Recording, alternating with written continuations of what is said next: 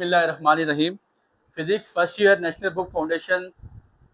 One another most important topic. The topic is kinetic theory of gases या kinetic molecular theory of gases. Important topic है, सुनिएगा, गौर कीजिएगा, होता क्या है। बेसिकली kinetic theory बनाई क्यों गई थी? हमारी बुक में kinetic molecular theory को पूरा ड्राइव नहीं किया गया। ये सेकंड ईयर में जाकर आप इसकी डेरिवेशन पूरी पढ़ेंगे, बट जितनी इसको यहाँ तक किया गया उसको निकल के फिर हम आगे कंडीशंस पढ़ते हैं। सुनिएगा कहता क्या है। It is a model that describes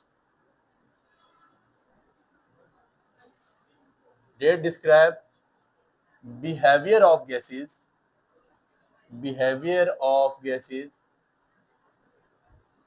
on tiny behavior of gases are in motion। लिख लें। It is the model that describes behavior of gases which are tiny particles and in motion। क्या कहता है? ये वो मॉडल है जो क्या डिस्क्राइब करता है।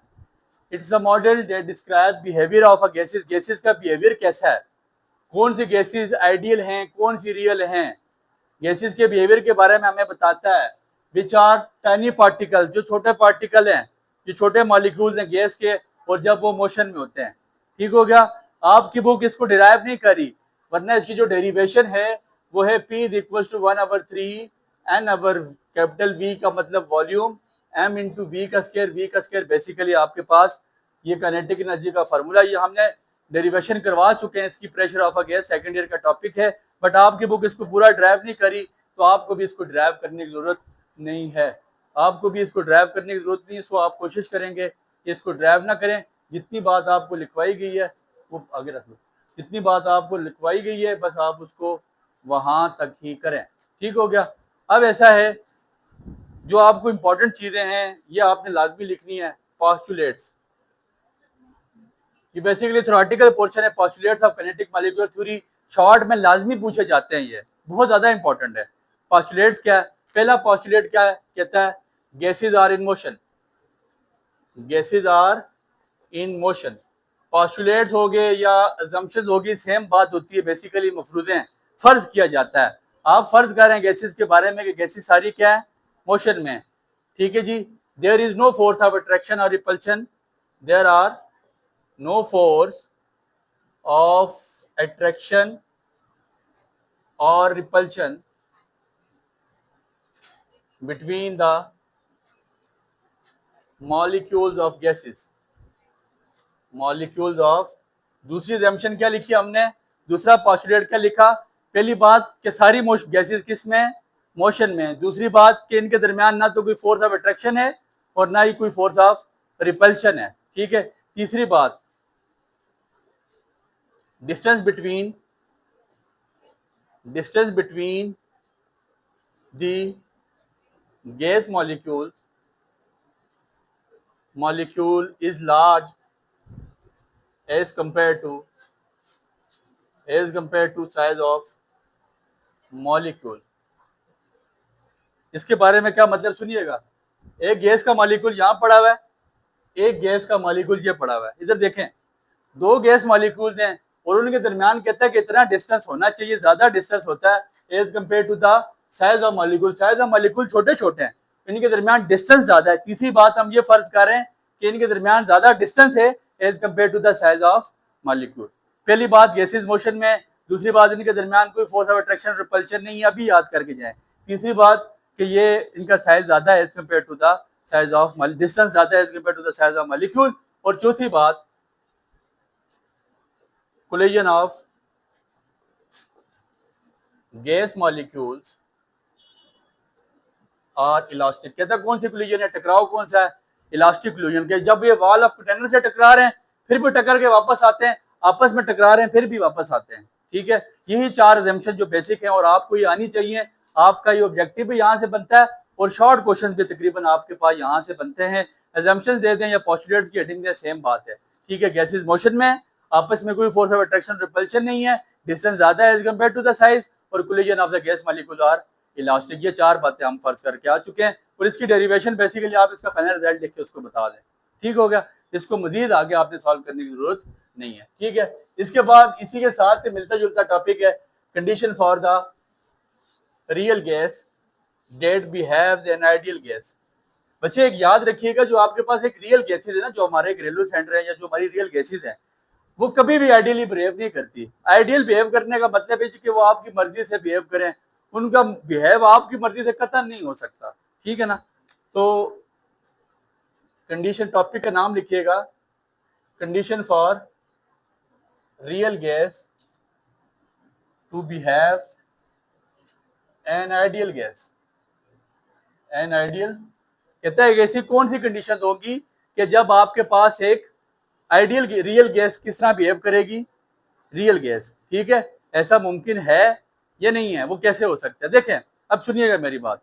आइडियल गैस में बेसिकली क्या कंडीशन है आइडियल गैस की, कि आपके पास प्रेशर क्या होना चाहिए, लो, और टेम्परेचर क्या होना चाहिए, हाई। लो टेम्परेचर और हाई प्रेशर की, लो प्रेशर और हाई टेम्परेचर की वजह से जो गैस मॉलिक्यूल्स है ना, उनके दरमियान में टकराव नहीं होगा, वो एक दूसरे से दूर हो जाएंगे। जब वो एक दूसरे से दूर होंगे तो फिर उनके क्या होगा, डेंसिटी क्या हो जाएगी, कम। जब उनकी डेंसिटी कम हो जाएगी तो उनमें इंटरमॉलिक्यूलर फोर्सेस, देखिए मेन रीजन ये किसी भी गैस को आइडियल बिहेव करवाया नहीं जा सकता, क्योंकि उनमें आपस में इंटरमॉलिक्यूलर फोर्सेस होती हैं। गैस मॉलिक्यूल्स आपस में नजदीक हैं, वो एक दूसरे को अट्रैक्ट कर रहे हैं या रिपेल कर रहे हैं। ठीक है, ऐसा नहीं हो सकता कि वो खड़े होकर एक दूसरे का मुंह देख रहे हैं, नहीं, उनमें अट्रैक्शन रिपल्शन है। बट हम कह रहे हैं कि हम उनको आइडियली बिहेव करवाना चाहते हैं, हम उनको आइडियल गैस की तरह बिहेव करवाना चाहते हैं। तो हम क्या कर सकते हैं, हम आइडियल गैस की तरह उनको एक ही सूरत में बिहेव करवा सकते हैं जब हम उनके दरमियान इंटरमॉलिक्यूलर फोर्सेस को खत्म कर देंगे। जब उनके दरमियान इंटरमॉलिक्यूलर फोर्सेस नहीं रहेंगी गैस मॉलिक्यूल के दरमियान, तब हम क्या कर सकेंगे कि हम उनको बिहेव करवा सकेंगे एज एन आइडियल गैस। अभी तो उनके दरमियान में आपके घर में जो गैस मौजूद है वो रियल गैस है, और उसमें इंटरमॉलिक्यूलर फोर्सेस मौजूद हैं, टकराव हो रहा है, तब भी गैस मॉलिक्यूल्स ऊपर से बाहर आ रहे हैं। बट हमने क्या करना है, हम क्या कर सकते हैं, due to low pressure and high temperature, low pressure और हाई टेम्परेचर की वजह से क्या होगा, density of the gas molecule is low. Gas molecule की जो डेंसिटी वो क्या हो जाएगी, देखें डेंसिटी क्यों लो हो जाएगी, एक गैस का पार्टिकल, पहले फॉर एग्जांपल देखें, ये आपस में नजदीक पार्टिकल पड़े हुए थे, ये कंटेनर है और इसके बीच में ये पार्टिकल्स पड़े हुए थे नजदीक। मैंने यहां से प्रेशर को कम किया, प्रेशर कम करके पिस्टन को मैं बहुत ऊपर लेके चला गया, नीचे से आग लगा दी, टेम्परेचर को बढ़ा दिया, तो गैस मॉलिक्यूल्स कोई इधर आ गया, कोई इधर आ गया, कोई इधर आ गया, कोई इधर, ये एक दूसरे से दूर हो गए। जैसे एक दूसरे से दूर हुए, इनके दरमियान इंटरमॉलिक्यूलर फोर्सेस क्या होगी, खत्म होगी, और फिर इन्होंने हमारी मर्जी से बिहेव करना, और फिर हम कह सकते हैं भाई साहब अब तो ये आइडियल गैसेस बन चुकी हैं। क्या हुआ, due to low pressure and high temperature density of the gas molecule is low, as density is low, इतनी सी बात लिखिएगा, as density is low there is no intermolecular forces between the molecule. जब डेंसिटी कम हो जाएगी तो इनके दरमियान में कोई इंटरमॉलिक्यूलर फोर्सेस फिर नहीं होंगी। ठीक है, so real gases behaves an ideal gas, तो रियल गैस को हम आइडियल गैस की तरह बिहेव करवा सकते हैं। सर दोबारा सुने, कोई भी पूछे कि रियल गैस कैसे आइडियल गैस बन सकती है, आपने उसको दो बातें बतानी है कि रियल गैस में बेसिकली टकराव होता है, कोलिजन ऑफ मॉलिक्यूल हो रहे होते हैं, उनको आइडियल गैस बनाना आसान नहीं है। बट हम अपनी तरफ से एक हरबा ये कर सकते हैं कि हम प्रेशर को कम करें। पिस्टन पहले यहाँ पे रखा हुआ था, ये मूवेबल पिस्टन था, हम प्रेशर कम करके पिस्टन को उठा के ऊपर ले जाते हैं, गैस मॉलिक्यूल का बहुत कैपेसिटी बन गई सेंटर में, फिर नीचे से हम इसको फ्लेम दें, टेम्परेचर को क्या कर दें, इंक्रीज। जैसे ही टेम्परेचर इंक्रीज होगा, गैस मॉलिक्यूल कोई इधर आ जाएगा, कोई इधर आ जाएगा, कोई इधर आ जाएगा, कोई इधर आ जाएगा, और उनके दरमियान इंटर मॉलिक्यूलर फोर्सेस क्या हो जाएंगी, बढ़ जाएंगी। जैसे इंटर मॉलिक्यूलर फोर्सेस करेंगे, बढ़ेंगी, तो गैसेस क्या बिहेव करेंगे, एज एन आइडियल गैस। समझ आ गई बात की। अब हम इसको मैथमेटिकली सॉल्व करके देते हैं, हम उसको बताते हैं भाई साहब, हमने उसको क्या बात बोला कि जब हम डेंसिटी को कम कर देंगे इंटरमॉलिक्यूलर फोर्सेस भी बढ़ जाएंगी, उनके दरमियान इंटरमॉलिक्यूलर फोर्सेस ग्रेटर डिस्टेंस हो जाएगा और गैसेस बिहेव करेंगे आइडियली। हमने पढ़ा PV is equal to n R T, पढ़ा आइडियल गैस इक्वेशन में कर पढ़ क्या है, एन बेसिकली क्या है, नंबर ऑफ मोल्स किसके इक्वल होते हैं, mass over molar mass, formula पढ़ के आए थे केमिस्ट्री में, mass divide by molar mass. मैंने एन की जगह क्या डाल देना है, small M over capital M, n की जगह क्या पुट किया, small M over capital M, M small M mass और कैपिटल एम मोलर मैस। तो P V is equal to small n की जगह क्या पुट कर दूंगा, कर दिया सर, कोई इतराज यहां तक, किसी को कोई मसला? अब मेरी बात पर जरा गौर करेंगे, ये मैस यानी डिवाइड सामने जाके multiply P into M which is equal to small M capital V multiply और नीचे आके डिवाइड इंटू आर टी। एक फार्मूला पढ़ के आए थे, क्या होता है जी, mass per unit volume is called density.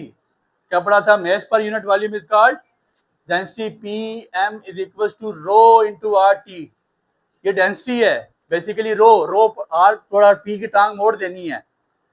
Mess over volume is called density, mass per unit volume is called density. अब मुझे किसकी वैल्यू निकालनी है, डेंसिटी की, क्योंकि मैंने उसको बोला भाई साहब डेंसिटी कम होगी तो गैसेज आइडियली बिहेव करेंगी। अब सुनना, आर बेसिकली क्या है आपके पास, ideal gas constant, R is constant, ideal gas constant है। तो कांस्टेंट की वैल्यू कोई हमारे नजदीक, हम उसकी जगह कुछ भी नहीं लिखेंगे, फिर हम क्या लिख लेंगे, P M is equal to rho into T. क्या लिख लेंगे, P M is equal to rho into T. मैंने क्या निकालना है, रो, तो rho is equal to P M T multiply नीचे जाके डिवाइड हो जाएगा, इक्वल को खत्म कर दें क्योंकि आर मुझे, तो हम यहाँ पे कौन सा साइन लगा लेंगे, डायरेक्टली प्रोपोर्शनल का। तो बात साबित क्या हो रही है, जैसे जैसे टेम्परेचर बढ़ता जाएगा डेंसिटी कम होती जाएगी, और डेंसिटी कम होगी तो गैसेस बिहेव करेंगे आइडियली। आपस में कौन सा प्रोपोर्शनल है, rho is inversely proportional to P M over T. देखें, टेम्परेचर बढ़ेगा डेंसिटी कम, प्रेशर बढ़ेगा डेंसिटी बढ़ जाएगी, प्रेशर कम होगी डेंसिटी भी कम हो जाएगी। हमने लिखा था प्रेशर को हमने क्या रखना है, लो, प्रेशर को लो करेंगे डेंसिटी भी लो हो जाएगी, टेम्परेचर को बढ़ाएंगे डेंसिटी क्या हो जाएगी, लो। आपस में इनवर्सली प्रोपोर्शनल है। तो हमने उसको ये बात साबित करके दे दी कि density of a gas molecule low हो जाती है, और जब density of a gas molecule low हो जाए तो गैसेस फिर क्या बिहेव करती हैं, आइडियल बिहेव करती हैं। तीन बातें करके दोबारा सुन लें, P V is equal to n R T, small n की जगह डाला mass over molar mass, mass की जगह स्मॉल एम और कैपिटल एम की आगे मोलर मैस, एम को सामने जाके बी की जगह ले गया, बी को नीचे लाके डिवाइड करा दिया, M over B basically mass per unit volume is called density. ये डेंसिटी की वैल्यू, डेंसिटी को हम रो से लिखते हैं, रो से, ठीक है। आर कांस्टेंट था, उसको लिखने की जरूरत नहीं थी, टी को नीचे जाके डिवाइड करवा दिया, और जब टी को डिवाइड किया मैंने कहा जो आर कांस्टेंट उसकी जगह मैं क्या साइन डाल सकता हूँ, डायरेक्टली प्रोपोर्शनल का। तो P is directly proportional to P M over, rho is directly proportional to P M over T. Pressure बढ़ेगा डेंसिटी बढ़ेगी, प्रेशर कम होगा डेंसिटी कम हो जाएगी, टेम्परेचर बढ़ेगा डेंसिटी कम हो जाएगी, क्योंकि इनवर्सली प्रोपोर्शनल है ना, जब एक चीज बढ़ती है दूसरी कम होती है। डायरेक्टली प्रोपोर्शनल में जब एक बढ़े दूसरी भी बढ़ जाए, जब एक कम होती है दूसरी भी कम होती है। तो आपके पास छोटा सा टॉपिक था, उम्मीद है बात आपको समझ आई होगी, दुआ में याद रखिएगा। बहुत शुक्रिया।